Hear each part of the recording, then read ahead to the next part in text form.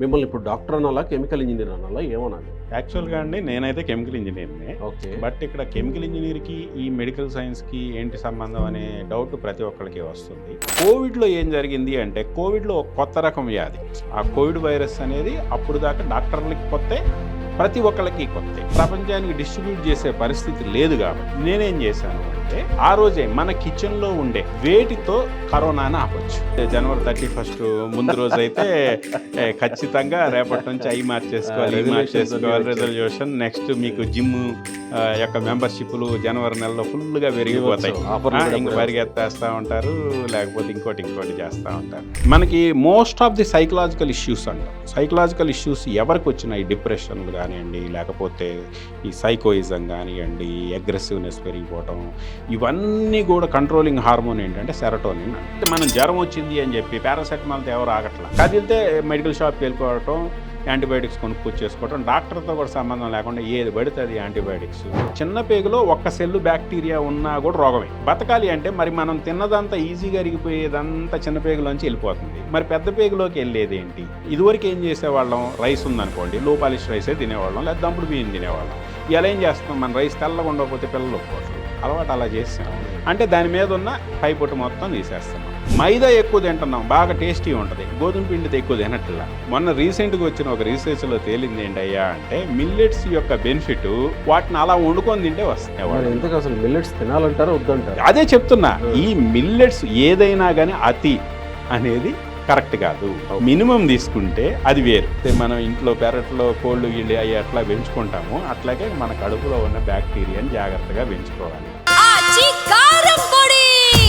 అదరగొట్టే కారం రంగు రుచి ఆచి కారం పొడి.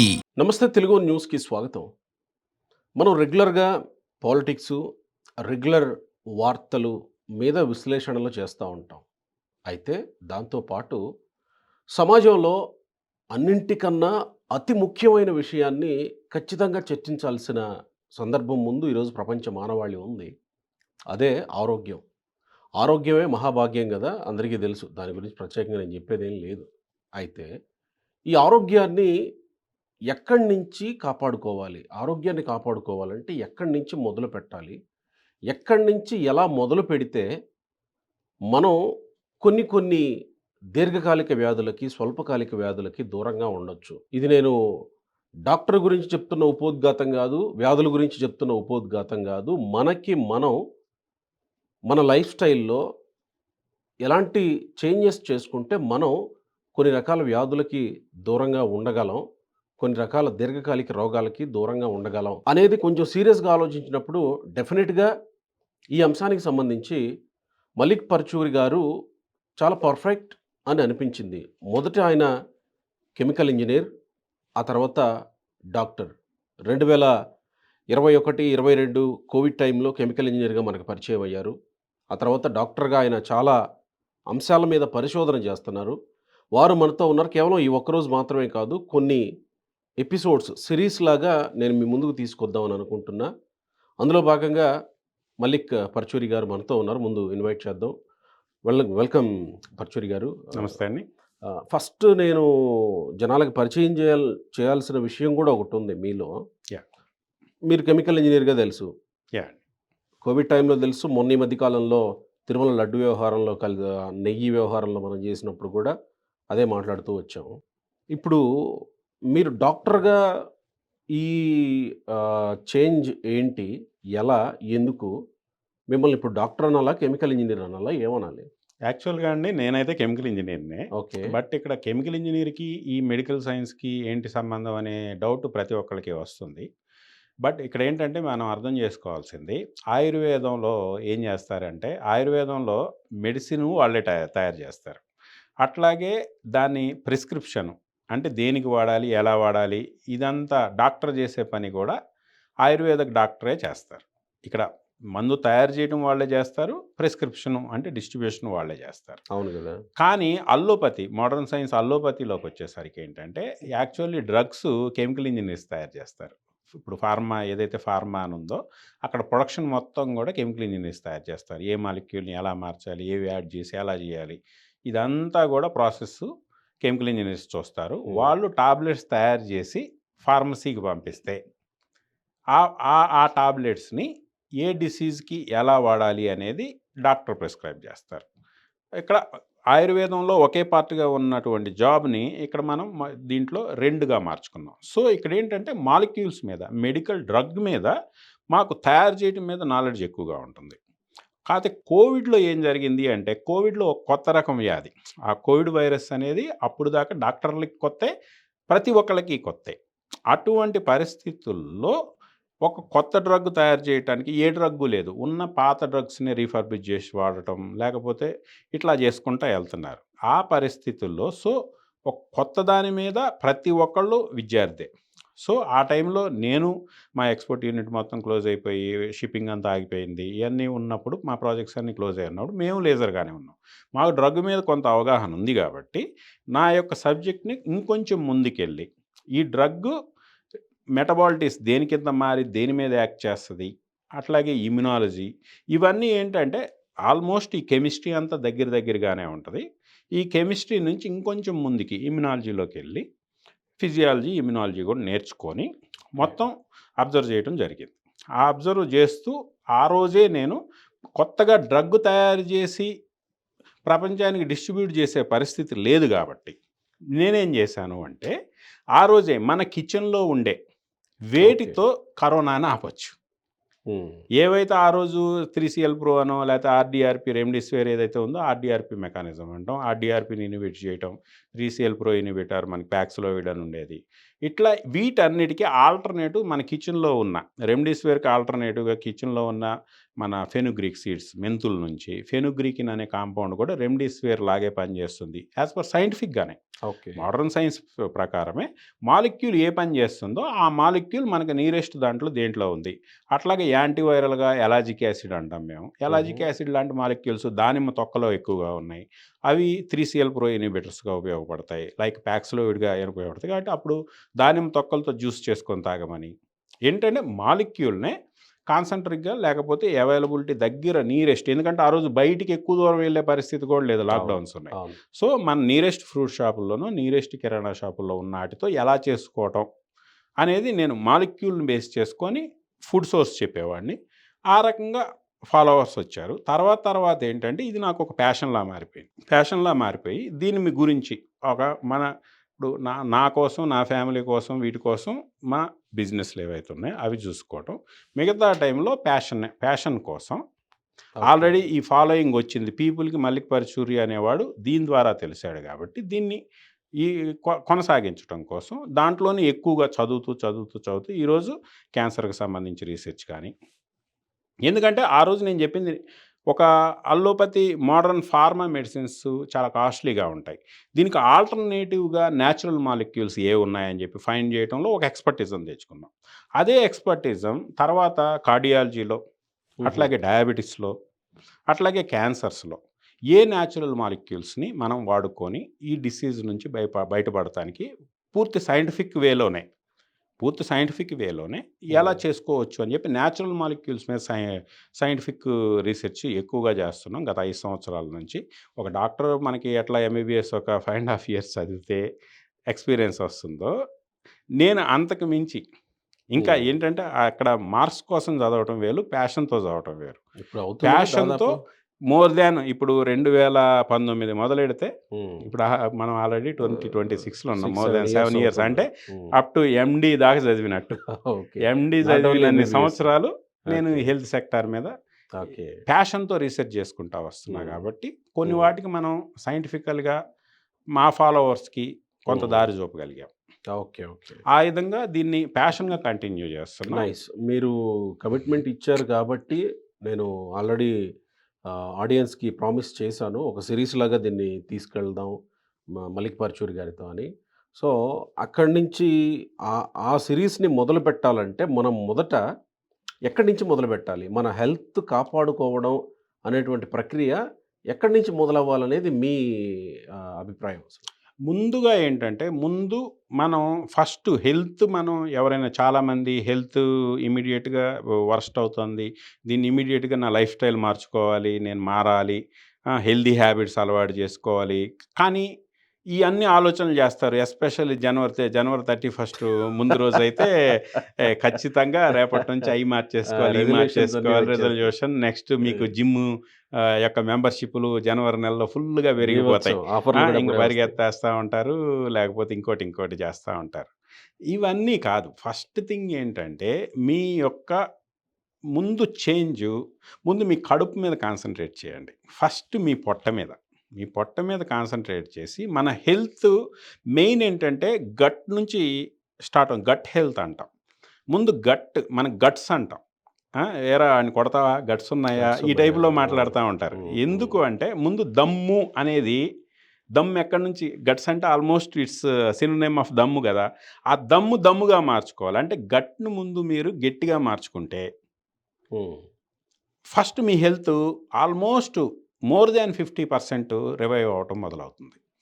ఎందుకంటే మీరు ఫస్ట్ చూడండి, ఒకటి గట్ అనేది ఎంత మోస్ట్ ఇంపార్టెంట్ అంటే మనకి ఈ ఈ ఈ పొట్టలో మీకు తేడాగా ఉంది. పొద్దున్నే లెగిసి మీకు మోషన్ ఫ్రీ అవ్వలేదు అనుకోండి. కాన్‌స్టిపేషన్ ఇష్యూస్ ఉన్నాయి. కాన్‌స్టిపేషన్ ఇష్యూసో లేకపోతే సంథింగ్ ఉండంగానే మీకు ఇమ్మీడియేట్‌గా ఏమవుతుంది? మీ మూడ్ మొత్తం ఖరాబ్ అయిపోతుంది. మూడ్ మొత్తం ఖరాబ్ అయిపోయి ఆ రోజు పనంతా చేసుకోలేరు. చికాకుగా ఉంటుంది. ఎందుకంటే మనకి గట్ బ్రెయిన్ యాక్సిస్ అంటాం. గట్ బ్రెయిన్ యాక్సిస్‌లో మనకి సెరటోనిన్ అని ఒక హార్మోన్ ఉంటుంది. మనకి most of the psychological issues అంటాం. సైకలాజికల్ ఇష్యూస్ ఎవరికొచ్చినా ఈ డిప్రెషన్‌లు గానియండి, లేకపోతే ఈ సైకోయిజం గానియండి, అగ్రెసివ్‌నెస్ పెరిగిపోవటం, ఇవన్నీ గూడా కంట్రోలింగ్ హార్మోన్ ఏంటంటే సెరటోనిన్ అంటాం. ఓకే. మనకి 70-90% ఆఫ్ సెరటోనిన్ మనకి గట్‌లో పుడుతుంది. హుహు. మనం ముందు దాన్ని బాగు చేసుకోవాలి. అట్లాగే మన ఇన్సులిన్ సిగ్నలింగ్ GLP-1 అంటారు. మన ఇన్సులిన్ సిగ్నల్ మాలిక్యూల్ ఏదైతే GLP-1 ఉందో, ఈ GLP-1 మొత్తాన్ని గూడా మనకి గట్‌లో ఉన్నటువంటి small chain fatty acids control చేస్తాయి. మనకిప్పుడు ఈ వెయిట్ లాస్‌కి మోంజారో అని చెప్పి ఇట్లా రకరకాల డ్రగ్స్ వస్తున్నాయి. ఇయన్నీ GLP-1 డ్రగ్స్ అంటాం. దాన్ని న్యాచురల్‌గా ప్రొడ్యూస్ చేసుకోవటానికి ముందు మన గట్ హెల్త్ బావుంటే GLP-1 సిగ్నల్ బావుంటుంది. ఓకే. సో, అట్లా మనకి మన ఇమ్యునో సెల్స్‌కి కావాల్సిన సిగ్నల్స్ ఇవన్నీ కూడా బ్యూటరేట్ అంటాం. మనం ఇదివరకు తిరుపతి నెయ్యిలో బ్యూటరేట్ గురించి మాట్లాడుకున్నాం. పాలల్లో ఈ పాలల్లో ఉండే, వెన్నలో ఉండే బ్యూటరిక్ హ్మ్. యాసిడ్. ఈ బ్యూటరేటు మనకి మెయిన్ మాలిక్యూల్. సో, ఇవన్నీ కూడా ఏంటంటే సిగ్నల్స్ మీకు ఈవెన్ క్యాన్సర్‌లో కూడా ఎపిజెనెటిక్ ఫ్యాక్టర్స్ అంటారు. మనకి ఈ జీన్స్ మ్యుటేషన్స్ తెచ్చుకుంటా ఉంటాయి. జీన్స్ మ్యుటేషన్ తెచ్చుకొని సిగ్నల్ పాడైపోయి క్వాలిటీ కంట్రోల్ పాడైపోవటమే క్యాన్సర్.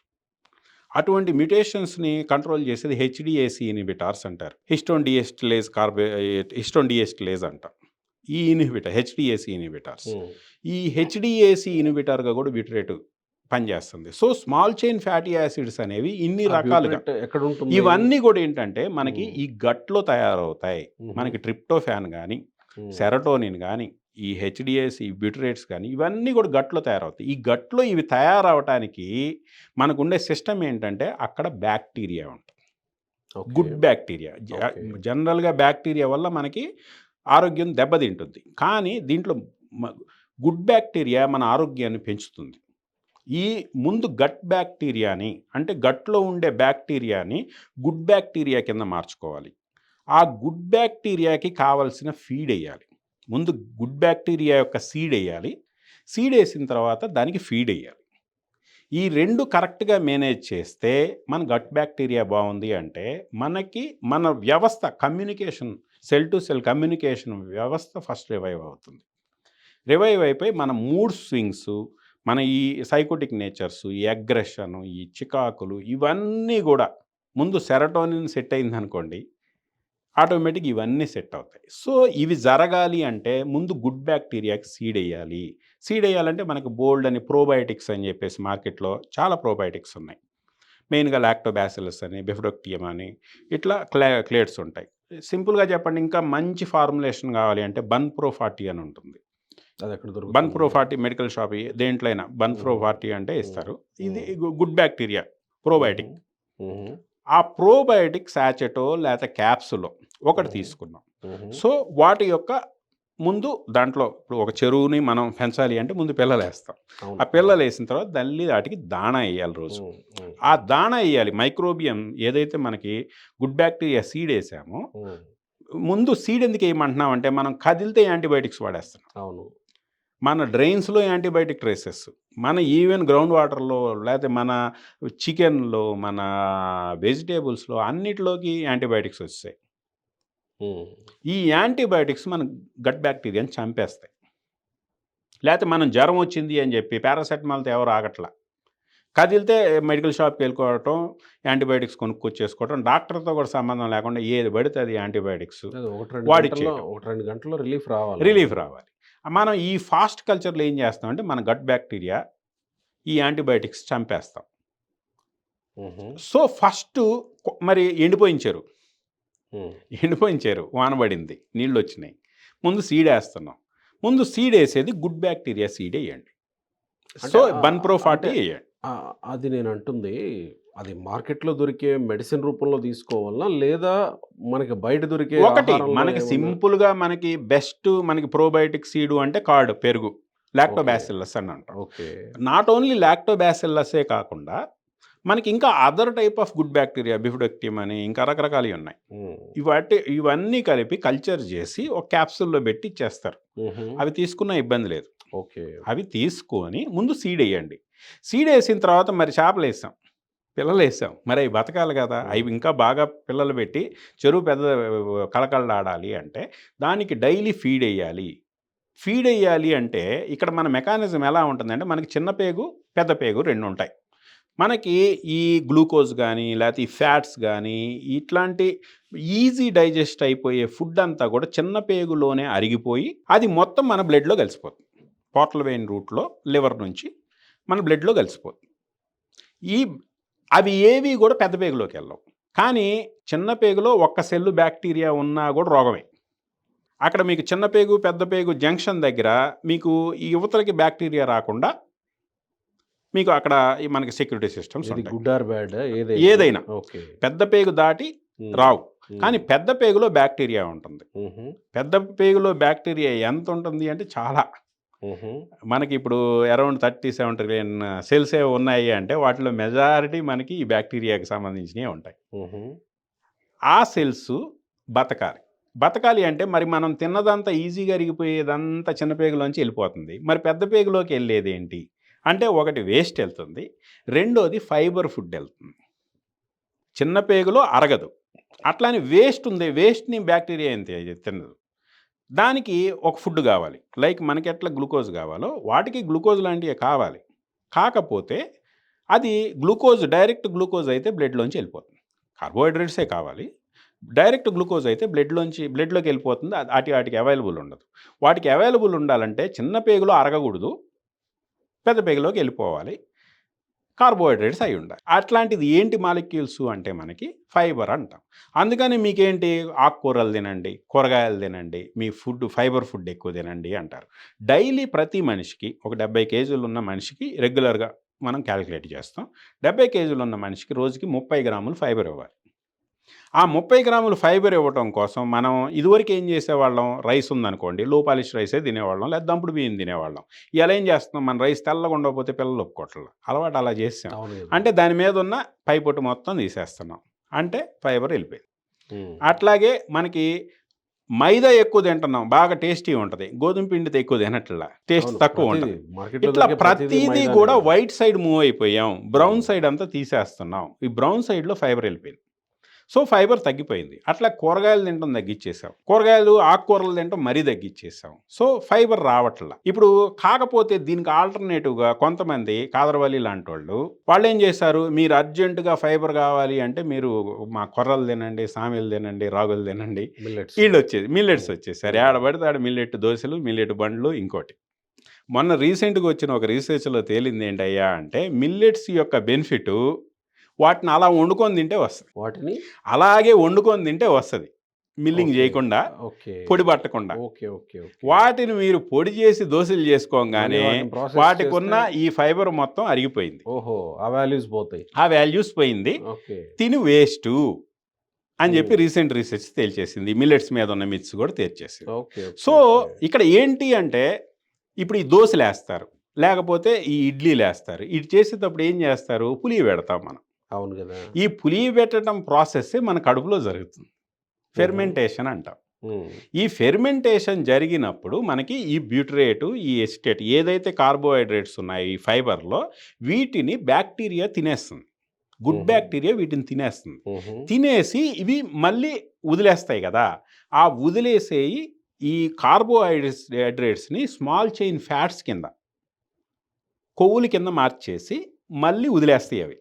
ఇప్పుడు మనకి ఈ ప్లాంట్స్ ఎట్లాగా ఆక్సిజన్ తీసుకొని కార్బన్ డయాక్సైడ్ తీసుకొని ఆక్సిజన్ ఎలా వదులుతాయి, మనం ఆక్సిజన్ తీసుకొని కార్బన్ డయాక్సైడ్ ఎలా వదులుతాం, అట్లాగే మనం అవి కార్బోహైడ్రేట్స్ని తీసుకొని ఫ్యాట్స్ వదిలేస్తాయి. ఆ వదిలేసిన ఫ్యాట్సే ఇందాక చెప్పినటువంటి గుడ్ బెనిఫిట్స్ ఇచ్చాయి అన్నీ కూడా. మనం ఇప్పుడు మామూలుగా ఈ ఫెర్మెంటేషన్ జరగాలి. ఈ పులియబెట్టడంలో కూడా ఫెర్మెంటేషన్ జరుగుద్ది. కానీ ఈ పులియబెడతంతో ఈ ఫైబర్ ఈ ఫెర్మెంట్ అయిపోయి ఇవి చిన్న పేగులోంచి మళ్ళీ బ్లడ్లోకి వెళ్ళిపోతాయి.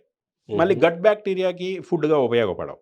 ఓకే. సో పులియబెట్టినవి పనికిరావు.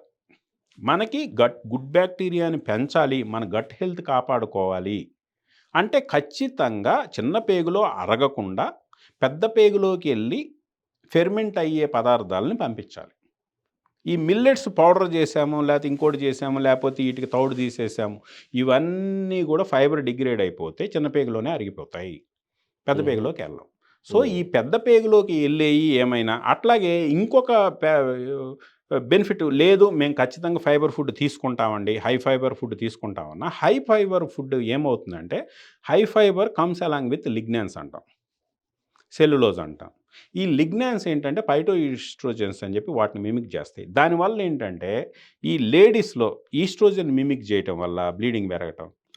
అట్లాగే ఈ ఫైబర్ ఫుడ్ ఎలా ఉంటుంది అంటే ఇంకా మీకు నెట్స్లా ఉంటాయి అన్నమాట మైక్రోస్కోపిక్లో చూస్తే. ఇవి ఏం చేస్తాయంటే మనం ఏమన్నా టాబ్లెట్ తీసుకున్నాం అనుకోండి, ఆ మెడిసిన్ని ఈ నెట్లో ట్రాప్ అయిపోవటం, లేకపోతే మనం ఇప్పుడు మోస్ట్ ప్రాబ్లం ఎక్కువ మిల్లెట్స్ తినే వాళ్ళల్లో ఇప్పుడు వచ్చే ప్రాబ్లం ఏంటంటే చాలామందికి హెచ్బి తగ్గిపోతుంది, బ్లడ్ తగ్గిపోతుంది, ఐరన్ లోపం, ఎనీమియా. ఎందుకంటే ఎప్పుడైతే హై ఫైబర్ ఫుడ్ తీసుకుంటామో మనకి ఈ ఫుడ్తో పాటు వచ్చే ఐరన్ దీంట్లో ఎంట్రాప్ అయిపోయాడు, లేకపోతే లూజ్గా ఉన్నది ఇది కూడా దాంట్లో ఆ నెట్లో చిక్కుకొని పెద్ద పేగులోకి వెళ్ళిపోతున్నాయి. పెద్ద పేగులోకి వెళ్ళిపోతే పెద్ద పేగులో మళ్ళీ ఇవి ఫెర్మెంట్ అయిపోయినా కూడా ఈ ఫైబరు నెట్స్ డిగ్రేడ్ చేసినా కూడా అక్కడ ఈ ఐరన్ వీటిని అబ్జార్ప్షన్ చేసుకునే సిస్టమ్ లేదు. చిన్న పేగులో ఉన్నాయి అవి.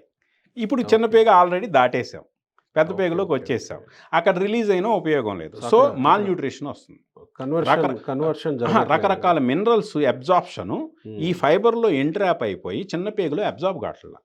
దానివల్ల ఐరన్ లోపం వస్తుంది, రకరకాల మినరల్స్ లోపం వస్తుంది ఈ మిల్లెట్స్ ఎక్కువ తినేవాళ్ళు. ఇంతకు అసలు మిల్లెట్స్ తినాలంటారా వద్దంటారా? అదే చెప్తున్నా, ఈ మిల్లెట్స్ ఏదైనా కానీ అతి అనేది కరెక్ట్ కాదు. మినిమం తీసుకుంటే అది వేరు, కానీ అతి అయిపోయింది. So when you are balancing with micronutrients and gut health, ఇవి రెండు బ్యాలెన్స్ చేయడానికి మేము రీసెర్చ్ చేసి మేము బయటకు తీసుకొచ్చిన విషయం ఏంటంటే మనకి ఫైబర్కి ఆల్టర్నేటివ్, ఫైబర్ కొంత తీసుకుంటూ ఫైబర్కి ఆల్టర్నేటివ్గా రెసిస్టెంట్ స్టార్చ్ అని చెప్పి తీసుకొచ్చాం. ఈ రెసిస్టెంట్ స్టార్చ్ అంటే ఏంటంటే ఇప్పుడు మనం అన్నం తింటాం, వేడివేడిగా అన్నం తిన్నాం అనుకోండి, ఆ వేడివేడిగా దాంట్లో కూడా స్టార్చ్ ఉంటుంది, గంజి అంటాం కదా, ఆ గంజి స్టార్చ్ అంటాం. ఆ స్టార్చ్ మీకు వేడివేడిగా ఉన్నది ఈజీగా అరిగిపోద్ది. దాన్ని మనం స్లోగా కూల్ చేసామనుకోండి, అది ఒక క్రిస్టలైన్ స్ట్రక్చర్ ఏర్పడుతుంది. ఏదైతే క్రిస్టలైన్ ఏర్పడిందో ఆ క్రిస్టలైన్ చైన్స్ బాండ్స్ బ్రేక్ అవ్వడానికి మళ్ళీ టఫ్ అవుతుంది. సో అవి ఈజీగా అరగవు, దాన్నే రెసిస్టెంట్ స్టార్చ్ అంటాం. బంగాళాదుంపల నుంచి చేయొచ్చు, లేకపోతే అన్నంని మనం ఒక 24 hours చద్దన్నం లాగా పెట్టుకొని తర్వాత దాంట్లో 1 to 2% రెసిస్టెంట్ స్టార్చ్ వస్తుంది. అంటే 100 grams రైస్లో ఒక 2 grams రెసిస్టెంట్ స్టార్చ్ వస్తుంది. సో ఈ రెసిస్టెంట్ స్టార్చ్ చైన్స్ గట్టిగా ఉంటాయి, డిఫరెంట్గా ఉంటాయి కాబట్టి బాండ్స్ మన చిన్న పేగులో బ్రేక్ అవ్వవు, అవి పెద్ద పేగులోకి పాస్ అవుతాయి. అక్కడ మైక్రోబియం దాన్ని ఫెర్మెంట్ చేసుకొని దాన్ని ఫుడ్గా వాడుకొని మనకి కావాల్సినటువంటి ఈ ఎస్టేట్ కానీ బ్యూటరేట్ కానీ, ఎస్టేట్ అంటే ఏం లేదు, మీకు ఎస్టిక్ యాసిడ్ అంటాం, వెనిగర్ అంటాం కదా, వెనిగర్ను కూడా ఏంటి మనకి మామూలుగా కొన్ని ఈ యాపిల్, ఇటువంటి యాపిల్ సైడ్లు వెనిగర్ అంటారు, ఈ యాపిల్ తొక్కలు ఇవన్నీ వేసి దాన్ని పులియబెడితే వచ్చేది యాపిల్ సైడర్ వెనిగర్. అట్లాగే ఇప్పుడు ఈ బటర్ అంటాం, మనం పెరుగు చేస్తే మేగడయ్యి పైన బ్యూట్రిక్ యాసిడ్, అది వెన్న లాంటిది, అది బ్యూటరేటు. ఇవే మనకి పెద్ద పేగులో బ్యాక్టీరియా తయారు చేసుకుంటాయి. అక్కడున్న బ్యాక్టీరియా తినేసి అవి బతికి అక్కడున్న మన కలంలో ఉన్న కలోనోసైట్స్కి ఫీడ్గా ఇస్తాయి. కలోనోసైట్స్ బయట తుకుతాయి. మన కలోన్ అంటే గట్టు హెల్దీగా ఉంటుంది. ఇప్పుడు ఎక్కువగా మనకు ప్రాబ్లం వస్తుంది ఏంటి? కలోన్ క్యాన్సర్స్ ఎక్కువ వస్తున్నాయి వెరీ యంగ్ ఏజ్లో. ఎందుకంటే ఈ వరస్ట్ ఫుడ్ హ్యాబిట్స్తో ముందు మన పేగులు పాడైపోతున్నాయి. ఈ పేగుల యొక్క ఆరోగ్యాన్ని సంరక్షించుకోవాలి అంటే ముందు గట్ బ్యాక్టీరియాని బతికించుకోవాలి. ఆ గట్ బ్యాక్టీరియాని యాంటీబయాటిక్స్ వాడి చంపేస్తున్నాం. యాంటీబయాటిక్స్ అవసరమైతే తప్ప, అది కూడా మనకి ఫీవర్ కంటిన్యూస్గా తగ్గట్లేదు అనుకున్నప్పుడు మన బ్లడ్ కల్చర్, యూరిన్ కల్చర్ చేయించుకొని ఆ కల్చర్లో ఒకవేళ ఏదన్నా బ్యాక్టీరియా ఫైండ్ అయితే దానికి సెన్సిటివిటీ ఉన్నటువంటి బ్యాక్టీరియా కూడా వాళ్ళే చెప్తారు ఏది వాడాలి యాంటీబయాటిక్ అని. అది తప్పని పరిస్థితుల్లో 5 రోజుల నుంచి వారం రోజులు వాడుకోవటం తప్ప ఇట్లా మెడికల్ షాప్లో ఇస్తున్నారు కదా అని చెప్పి యాంటీబయాటిక్స్ వాడతాం. యాంటీబయాటిక్స్ రెసిడ్యూస్ ఎక్కువ ఉన్నటువంటి ప్రొడక్ట్స్ వాడతాం. లైక్ ఇప్పుడు మన ఆక్వాలో విపరీతంగా యాంటీబయాటిక్స్ వాడుతున్నారు. ఏది? వాటిని కాపాడుకోవటానికి. ఆ యాంటీబయాటిక్స్ మనకు పాస్ ఆన్ అవటం. అవుతాయి. కొన్ని అవుతాయి, కొన్ని హీట్ చేసినప్పుడు డిగ్రేడ్ అయిపోతాయి. అవును కదా. మ్యాక్సిమం యాంటీబయాటిక్స్ హీట్ చేసినప్పుడు డిగ్రేడ్ అయిపోతాయి. ఒక రకంగా చెప్పాలి అంటే అంత రిస్క్ కాదనుకోవచ్చు. ఏవైతే డిగ్రేడ్ కావో అవి చాలా హై ప్రైస్ ఉంటాయి. ఈ కుకింగ్ ప్రాసెస్లో అయితే ఎలిమినేట్ అవుతాయి మ్యాక్సిమం వరకు. బట్ మెయిన్ మన దగ్గర వర్స్ట్ కల్చర్ ఏంటంటే జ్వరం తగ్గట్లేదు, జ్వరం వచ్చింది అంటే పారాసెటమాల్తో పాటు యాంటీబయాటిక్ తెచ్చేసుకోవటం. ముందు ఆ యొక్క ప్రాక్టీస్లు ఆగిపోతే మీ పిల్లలకి లేకపోతే మీకు చాలా మంచిది. నెక్స్ట్ ఉన్నదాన్ని మిగిలిపోయిన బ్యాక్టీరియాని బ్యాడ్ బ్యాక్టీరియా కాకుండా గుడ్ బ్యాక్టీరియా సీడ్ వేసుకొని ఆ గుడ్ బ్యాక్టీరియాని కల్చర్ చేసుకొని పెంచుకోవటం. మనం బయట కోళ్ళు, చేపలు లేకపోతే మనం ఇంట్లో పెరట్లో కోళ్ళు గిళ్ళు అవి ఎట్లా పెంచుకుంటామో అట్లాగే మన కడుపులో ఉన్న బ్యాక్టీరియాని జాగ్రత్తగా పెంచుకోవాలి.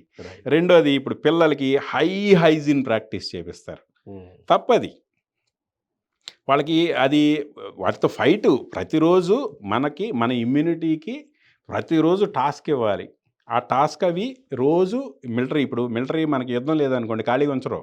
గోతులతో వీయటం, లేకపోతే కొండలెక్కీయటం, రకరకాల రోజు పని ఉన్నా లేకపోయినా ఏదో ఒకటి చేపిస్తూ ఉంటారు. అదే టైపులో మన ఇమ్యూనిటీకి కూడా ఆల్వేస్ టెస్టింగ్ పెడతాం. ఈ ప్రాక్టీస్ చేపించడం వల్ల ఏంటంటే ఈ మైక్రోబయోమ్ అంటారు, ఈ బ్యాక్టీరియాతో వీటితో ఆల్వేస్ టచ్లో ఉంటూ గుడ్ బ్యాక్టీరియా టచ్లో ఉన్నాడనేమో మనం లోపలికి తీసుకోవటం, అంటే సాయిల్తో టచ్లో ఉండటం, బేర్ ఫుట్ నడవటం, ఇటువంటి ప్రాక్టీసులన్నీ చేసుకొని ఏంటంటే మన హెల్దీ బ్యాక్టీరియాని మనతో పాటు ఉంచుకోవటం. బేర్ ఫుట్ అంటే ఎక్కడ? ఫ్లోర్ మీద? ఫ్లోర్ మీద కాదండి, మట్టిలో నడవాలి. మట్టి లేదు, ఎక్కడన్నా ఎత్తుక్కొని నడవాలి. తప్పదు, ఎత్తుక్కొని నడవాలి. పల్లెటూరులాగా పోవాలి, ఇంకా మట్టిలో నడవాలి. ఇంకొన్ని మీకు ఈ పార్కుల్లో వాటిల్లో మెయింటైన్ చేస్తున్నారు ట్రాక్స్.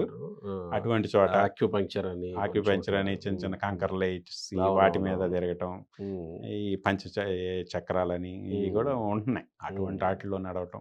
సాయిల్కి దగ్గరగా ఉండండి, గుడ్ బ్యాక్టీరియాకి దగ్గరగా ఉండి గుడ్ బ్యాక్టీరియా కాలనీస్ మనలో పెంచుకోవటం ప్రతి చోట. అది ప్రప్రథమంగా చేయాల్సింది. సో ఫస్ట్ మరి ఇప్పుడు ఈ గుడ్ బ్యాక్టీరియాకి మీరు ఇప్పుడు దాకా ఏయో టెక్నికల్గా చెప్పారు, అసలు ఇవన్నీ కాదండి. మేము ఏం చేస్తే మా గుడ్ బ్యాక్టీరియా బాగుంటుంది? సింపుల్, డైరెక్ట్ షార్ట్ కొట్టండి. ఇవన్నీ మేము వినలేము, మాదంతా reels time, Insta shorts time అంటారు అనుకోండి. సింపుల్గా చెప్పేది ఏంటంటే, ఇటు మనకి అవిసెలు దొరుకుతాయి. అవిసెల్లో ఏంటంటే డిఫరెంట్ ఫైబర్స్ ప్లస్ మనకి ఒమేగా-3 వస్తుంది. మనకి ఒమేగా-3 చాలా ఇంపార్టెంట్ మన బ్రెయిన్ హెల్త్కి కానీ, న్యూరో హెల్త్కి కానీ, వీటన్నిటికీ ప్లస్ మన సెల్ మెంబ్రెయిన్కి సంబంధించిన వాటికి కానీ వీటన్నిటికీ ఒమేగా-3 చాలా అవసరం. మనం మేమేం చెప్తామంటే 20 గ్రాములు పచ్చి కొట్లో దొరుకుతాయి. కేజీ మీకు 120 నుంచి 150 రూపాయల్లో దొరుకుతాయి కేజీ. ఒక కేజీ అవిసెలు తెచ్చుకోండి. అవిసెలు తెచ్చుకొని 20 గ్రాములు రోజు ఒక స్పూన్ కొలత 20 గ్రాముల ముందు కొలుసుకోండి. ఆ 20 గ్రాములు మిక్సీలో వేసేసుకోండి. మిక్సీ పొడి పట్టేసి దాంట్లోనే మేము ఇంకా ఏమంటామంటే, ఇంకా మీకు మీ మూడ్ బాగుండాలి అంటే డార్క్ చాక్లెట్స్ తినమని చెప్తారు.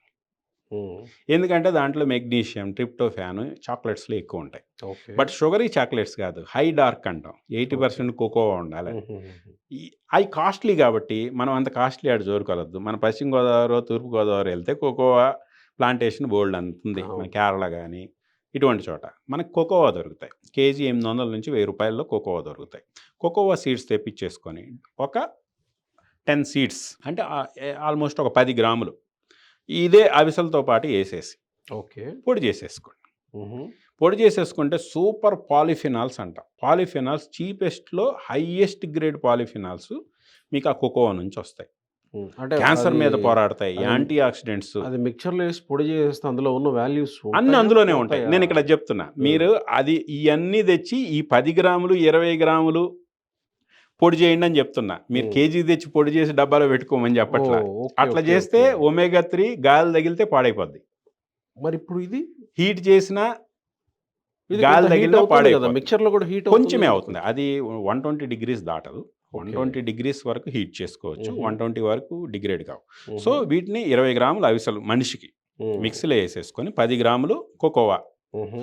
ఏసేసుకొని పొడి పట్టేసిన తర్వాత మనకి నెక్స్ట్ అమెజాన్‌లోనే బనానా ఫ్లోర్ అని దొరుకుతుంది. గ్రీన్ బనానా ఫ్లోర్ అంటాం. హుహు. పచ్చి అరటికాయల్ని స్లైసెస్ కట్ చేసి సన్ డ్రై చేసి పౌడర్ పడతారు. ఓకే. దాంట్లో మనం ఇందాక రైస్‌లో 1-2% రెసిస్టెన్స్ స్టార్చ్ ఉంటుంది అంటున్నాం కదా! ఈ గ్రీన్ బనానా ఫ్లోర్‌లో 40-50% అంటే 100 గ్రాముల బనానా ఫ్లోర్‌లో 40-50% మీకు రెసిస్టెన్స్ స్టార్చ్ ఉంటుంది. That is equivalent to fibre. హుహు. ఫైబర్‌తో వచ్చే బెనిఫిట్స్ అన్నీ బనానా ఫ్లోర్ రెసిస్టెన్స్ స్టార్చ్ ఇస్తుంది. సైడ్ ఎఫెక్ట్స్ ఏమి ఉండవు. హుహు. So, shift to resistant starch. మీరు ఈ 20 గ్రాముల అవిసెలో ఒక 8 గ్రాముల ఫైబర్ వస్తుంది. ఇంకొక 20 గ్రాములు మీరు ఈ బనానా ఫ్లోర్ తీసుకుంటే దాంట్లో ఆల్మోస్ట్ 10-12 గ్రామ్స్ ఫైబర్ వస్తుంది. అంటే equivalent to fibre resistant starch వస్తుంది. అట్లాగే ఈ పాలిఫెనాల్స్ ఈ కోకోవాలో కొంత ఫైబర్ వస్తుంది. ఇదంతా కలిపి ఆల్మోస్ట్ 20 గ్రాములు దాటి మీరు ఫైబర్ తీసుకుంటారు. హ్మ్. మన టార్గెట్ ఎంత? 30 గ్రాములు fibre per day. Per day. హ్మ్. దీంట్లో ఏం చేసాం మనం 20 గ్రాములు మిక్సీలో అవిసెలు వేసుకున్నాం, 10 గ్రాములు కోకోవా బీన్స్ వేసుకున్నాం, ఈ 20 గ్రాములు బనానా ఫ్లోర్ వేసుకున్నాం. హ్మ్. వేసుకొని ఒక స్పూను అంటే గుడ్ బ్యాక్టీరియా సీడ్ లాక్టోబాసిల్లస్ ఒక స్పూన్ అనేది మినిమం సీడ్ అంటే కోసం. లాక్టోబాసిల్లస్ అంటే నథింగ్ బట్ పెరుగు. గుడ్ బ్యాక్టీరియా పెరుగు. ఓకే. ఒక స్పూన్ పెరుగు అందులో వేసుకొని హ్మ్. మిక్సీలో తిప్పేయండి. హ్మ్. తిప్పేసి ఒక లోటా నీళ్ళు పోసుకోండి. హ్మ్. సూపర్‌గా మీకు జావలాగా మంచి పొద్దున్నే మీరు రాగి అంబలనో లేకపోతే ఇంకోటి అంటామా ఆ టైప్‌లో ఒక లోట మీకు మంచి జావలాగా వస్తుందది. అది తాగేయండి. అది తాగేస్తే ఏంటి అంటే ఫస్ట్ మీ పొద్దున్నే మీ పొట్ట నిండుద్ది. పొద్దున్నే మీ పొట్ట ఆల్రెడీ మెయిన్ క్లీనింగ్ అంతా అయిపోద్ది. పేగులకి కొంత అతుక్కొని ఉండిపోద్ది. దీంట్లో మనం ఏం పెడుతున్నాం హై ఫైబరో లేదా హై రెసిస్టెన్స్ స్టార్చో పెడుతున్నాం. ఇదేం చేస్తుంది అది మొత్తాన్ని బ్రష్‌లా క్లీన్ చేసుకుంటూ వెళ్ళిపోద్ది పేగులు మొత్తాన్ని. నంబర్ 1. నంబర్ 2 మీ కడుపు ఫుల్‌గా ఉంటుంది. ఎప్పుడైతే కడుపు ఫుల్‌గా ఉందో మీరు నెక్స్ట్ ఏం చేస్తారు బ్రేక్‌ఫాస్ట్ తక్కువ తింటారు. అంటే గ్లూకోజ్ లోడ్ తక్కువ తిన్నట్టు. సో, మీకు ఆటోమేటిక్‌గా వద్దన్న వెయిట్ లాస్ వచ్చేస్తుంది. ఓహ్! హ్మ్. ఎందుకంటే మీకు ఫుల్ అనిపిస్తది తినలేరు. హుహుహు. ఇవి ఎనర్జీ ఎక్కువ ఇవ్వవు. ఇవన్నీ కూడా ఫైబర్ ఫుడ్. ఇవి ఎనర్జీ ఎక్కువ క్యాలరీస్ ఎక్కువ ఇవ్వవు. ఇది ఓన్లీ హుహుహు. మీకు గట్ హెల్త్ కాపాడటానికి మిమ్మల్ని ఫుల్‌గా ఉంచడానికి ఉపయోగపడే ఒక గుడ్ బటర్ మిల్క్ మిక్స్ అంటాం మేము. ఓకే.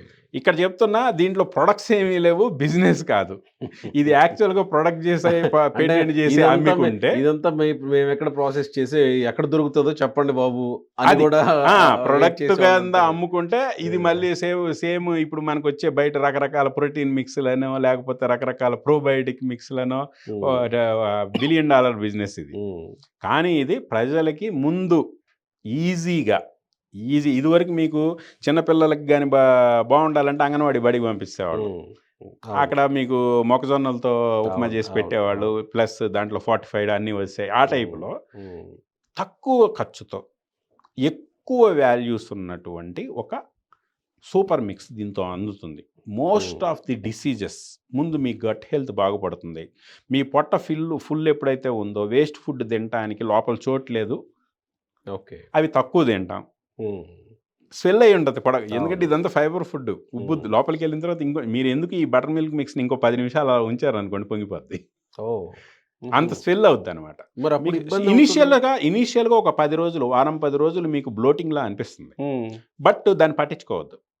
మీకు ఒకటే గుర్తుపెట్టుకోండి, మీకు అపాన వాయువులు వస్తూ ఉంటాయి. సో మరి తెలుగులో చెప్పదలుచుకోలేదు. అపాన వాయువులు వస్తూ ఉంటాయి. అది మీకు కోడిగుడ్డు మురుగుడు కంపు వచ్చింది అనుకోండి, మీకు బ్యాడ్ బ్యాక్టీరియా ఉన్నట్టు. మీరు ఇది తింటం మొదలెట్టిన కాడ నుంచి మీకు మీ యొక్క ఈ అపాన వాయువుల స్మెల్ ఫ్రూటీ స్మెల్ వస్తుంది. మంచి అరోమా ఫ్రూటీ మనం కానీ మంచి ఫ్రూట్స్ తింటే ఒక 10 రోజులు చేస్తే మొత్తం క్లీన్ అయిపోయి మీకు లోపల ఎప్పుడైతే ఇదంతా ఫెర్మెంట్ అవుతుందో, మీకు ఈ ఫెర్మెంట్ అయ్యి వీటిని ఫ్యాట్స్ కింద మార్చే ఈ ప్రాసెస్లో దీస్ రిలీజెస్ మీథేన్ గ్యాస్ అంట. అవన్నీ మనకి గుడ్ స్మెల్స్. ఆ గుడ్ స్మెల్స్ మనకి పండిన పండ్ల వాసన టైప్లో వస్తాయి. అది వస్తుంది అంటే మీ గుడ్ బ్యాక్టీరియా డెవలప్ అవుతుంది. You are becoming healthy, number 1. రెండోది, మీరు వెళ్ళి అలా 2 minutesలో టాయిలెట్ కంప్లీట్ చేసుకొని వచ్చేస్తారు. అంటే స్మూత్. ఇక్కడ ఏమవుతుంది, మీకు ఈ ఫ్యాట్స్ కింద మారుతాయి కదా, ఈ ఫ్యాట్స్ మీకు కింద పేగు మొత్తం కూడా ఒక లేయర్, స్మూత్ లేయర్లా. మీరు వెళ్ళి 2 minutesలో కంప్లీట్ చేసుకొని రావచ్చు, ఫోన్ తీసుకుపోవచ్చా అనే అవసరం ఉండదు. ఫోన్తో అవసరం ఉండదు. తొందరగా వెళ్ళి వచ్చేయచ్చు. మీరు ఫోన్ కావాలంటే మామూలుగా బెడ్రూమ్లో, బెడ్ మీద, కమోడ్ మీద కాకుండా బెడ్రూమ్లోనే మీరు ఫోన్ చూసుకోవచ్చు ఇబ్బంది లేకుండా. ఓకే. సో ముందు ఇది బాగు చేసుకోండి. ఇది బాగు చేసుకొని గట్టిగా మీరు రిపేర్ చేసుకోగలిగితే మీ సగం హెల్త్ని. రెండోది, ఎప్పుడైతే ఈ సిగ్నల్ వ్యవస్థ సెట్ అయిందో ఇది ప్యాంక్రియాస్ మీద ఎఫెక్ట్ ఉంటుంది, GLP-1 త్రూ. అట్లాగే ఈ బ్యూటరేటు మీకు సెల్ మెంబ్రెన్ని మీకు కొంచెం ఫ్లషీ చేస్తాయి, న్యూట్రియంట్స్ ఈజీగా తీసుకుంటాయి, మీకు కలోన్ క్యాన్సర్స్ రాకుండా ఉంటాయి. ఇంకా రకరకాల క్యాన్సర్స్కి మెయిన్ ఎపిజెంటిక్ చేంజెస్ అంటారు. ఈ ఎపిజెంటిక్ చేంజెస్కి రాకుండా అడ్డుపడేవి మనకి ఈ బ్యూటరేటు. రైట్. సో వెన్నలో వచ్చే బెనిఫిట్స్ అన్నీ మనకి దీంట్లో వస్తాయి. రైట్. సో ఈ విధంగా ముందు good bacteria and good food. దానికి మీరు ఓన్లీ సీడ్ వేస్తే సరిపోదు, దానికి ఫుడ్ కూడా వేయాలి. ఆ ఫుడ్ని ఈ రకరకాల మీ కష్టపెట్టుకోవద్దు. మీ బాడీని ఎప్పుడు నేనేం చెప్తాను అంటే, తినద్దు అంటే ఆపరండి ఎవరు. ఈ ముందు ఈ లోటా ఇచ్చేసాం, కడుపు ఉబ్బిపోయింది, ఆ తర్వాత నువ్వేం తింటావో తినరా అని చెప్తాను. తినలేరు. నేనేం చెప్తా, బటర్ మిల్క్ మిక్స్ తాగి ఆ తర్వాత మీరు ఫుడ్ ఎంత తింటారో అంత తినండి అంట. దీని ఎఫెక్ట్ 2 దాకా ఉంటుంది. అంటే నెక్స్ట్ బ్రేక్ఫాస్ట్ పోర్షన్ తగ్గిపోయింది, లంచ్ తగ్గుతుంది, లంచ్ పోర్షన్ తగ్గిపోయింది, ఆటోమేటిక్గా మీ హెల్త్ రికవర్ అయిపోతుంది. మీకు ఇవాళ రోగం అంతా కూడా excess food. Okay. Worst food, excess food. ముందు దాన్ని కంట్రోల్ చేసుకోవాలి అంటే మనం ఆల్రెడీ ఎడిక్ట్ అయిపోయి ఉన్నాం. రైట్. దాన్ని డైవర్ట్ చేయాలి అంటే మీ బ్రెయిన్కి సిగ్నల్ వెళ్ళాలి, నాకు వద్దురా బాబు అని. ఎప్పుడైతే మీ కడుపు ఫుల్ అనిపిస్తుందో ఆటోమేటిక్గా మీకు తినాలనిపించదు. So started recovering. ఫస్ట్ మీ గట్ని రికవర్ చేసుకున్నారు, నెక్స్ట్ మీ థాట్ని రికవర్ చేసుకుంటున్నారు. సో ముందు మీ గట్ని రిపేర్ చేసుకోండి. నెక్స్ట్ ఆటోమేటిక్గా మీకు ఎప్పుడైతే ఫుల్ అనే థాట్ వచ్చిందో ఈ బ్యాడ్ ఫుడ్ తీసుకునే ఒక థాట్ కూడా సప్రెస్ అయిపోవటం మొదలవుతుంది. మెల్లగా మీరు హెల్తీ ఫుడ్లోకి మారడానికి అవకాశం మొదలవుతుంది. రైట్ మల్లిక్ గారు, థ్యాంక్ యూ వెరీ మచ్. డెఫినెట్గా మనం ఎవ్రీ వీక్ జనాలకి కాస్త అవేర్ చేసే ప్రయత్నం చేద్దాం. ఇది ఊరకొస్తుంది కదా, అంటే ఈ సమాచారం ఊరికినే దొరుకుతుంది కదా మనకి యూట్యూబ్లో అని అనుకుని, ఊరికే దొరికే సమాచారం, ఉచిత సలహాలు అని అనుకుంటే అది వాళ్ళ కర్మ. కాకపోతే మన బాధ్యతాయుతంగా తెలుగుని చేస్తున్న ఇదేంటంటే, ఇలాంటి వాళ్ళని కూర్చోబెట్టి కొంత జనాలకి ఆరోగ్యాన్ని అందించేటువంటి ప్రక్రియ చేయాలనేది మా ఉద్దేశం. మా ఉద్దేశంలో మాతో భాగస్వామ్యం ఇక్కడ ఏంటంటే ఒక వ్యాస్ట్ సబ్జెక్ట్ని సింప్లిఫై చేసుకొని అండ్ సోర్సెస్తో సహా మనం సింపుల్గా వాళ్ళ చుట్టూ ఉన్న కిరాణా కొట్లో, లేకపోతే వాళ్ళకి ఇంటికి వచ్చే కిచెన్లో అమెజాన్లో దొరికే చిన్న చిన్న ప్రొడక్ట్స్, ఈ బనానా ఫ్లోర్ లాంటివి రెగ్యులర్ కిరాణా కొట్లకి ఇంకా రాలా. ఈ మనం వీడియో ద్వారా జనాల్లోకి ఎక్కువగా వెళ్ళి ఇలా బిగ్ బాస్కెట్ వీటిలో కూడా దొరుకుతుంది గ్రీన్ బనానా ఫ్లోర్. ఇంకా ముందు కిరాణా కొట్లో కూడా దొరుకుద్ది అనుకుందాం. ఇక్కడ ఏంటంటే మనకు ఏ ప్రొడక్ట్ మీదో లేకపోతే ఇంకో దాని గురించో మనం చెప్పట్లా. మనకి రెగ్యులర్ కిరాణా షాప్లో దొరికే అవిసలు, మన పశ్చిమ గోదావరిలో బండే కోకోవా, లేకపోతే మన రెగ్యులర్ చాక్లెట్సే. చాక్లెట్లో వాడేది షుగర్ లేదు ఇందులో, అంతే సింపుల్గా. పిల్లలకు కూడా ఈ కోకో ఫ్లేవర్ తగిలినప్పుడు వాళ్ళు కూడా చాక్లెట్లా ఉందని వాళ్ళు తాగడం మొదలెడతారు మెల్లగా. కాకపోతే ముందు కొంచెం అలవాటు చేసే వరకు వాళ్ళకి కొంచెం దాంట్లో బెల్లం కలిపియటము ఇట్లాంటివి ఇచ్చేస్తే వాళ్ళకి అలవాటు అవుతుంది చాక్లెట్ ఫ్లేవర్. మీకు ఇదే వాటిని ఈ చాక్లెట్ ఫ్లేవర్ యాడ్ చేసే వేలు దొబ్బేస్తారు. ఈ వేలు కాదు, వందల్లో మనం ఇంట్లో దొరికే ఆడతో చేసుకోవచ్చు. రైట్ అండి. Thank you. నమస్తే.